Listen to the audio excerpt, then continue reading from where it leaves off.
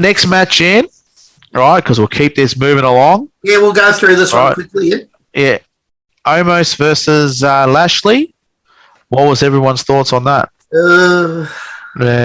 Pretty much the same. We can move past this one pretty quick, actually. Well, power display by Omos, no problem there.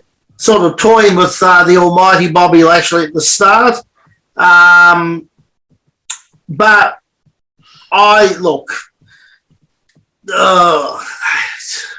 see, the problem you've got there, this was a bit of a no-win situation, because what do you do with Omos now that Bobby Lashley, see, it builds Lashley right back up and puts him right, in the centre again, and he's there and he's ready to go for the title again because he's the only one to knock Omos off his feet and the only one to beat him, blah, blah.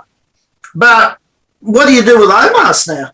See, they're almost trying to build him like an Andre the Giant type, but he's lost with a couple of spears. You can't build someone as a heel in Andre the Giant's position. No. Always has to be a face. A guy that big always has to be a face purely because there's an Achilles heel, because his Achilles heel is he's stuck to a code and he lives by the code. As soon as you make him a heel, he has no code, so he can cheat and do whatever he wants. When Andre turned heel towards the end of his career against Hogan, Hogan's a big fella. Yeah. So the size difference was still a lot, but not like that.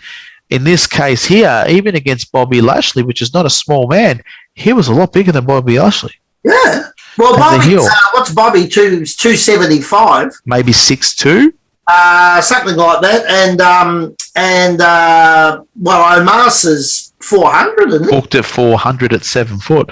Yeah, if you were dealing with, say, an Undertaker size guy, then it would work as him being heel. But as at this point in time, well, you met Mario. Mario was a big boy. Yeah. And when you saw Mario next to Andre, right? Yeah.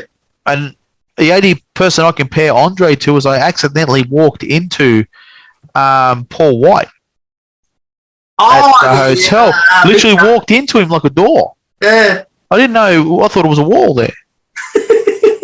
This guy's massive. Yeah. So, I mean, if you're going to have somebody that massive that's a heel, unless you've got massive guys around to match it up. So, Omos should be booked more towards how they used to book Andre, which was a face. Yeah. What is a heel? And then that way, then he's book him as a face now when he's come out as such. Oh, that's right. He's dicked. So from day one booking, they haven't looked after him. Yeah. They haven't figured that out. They thought they were going to build this big monster up. But monsters need a knight to beat them. And unless you have a knight that's equivalent, then you can't build up the monster, can you?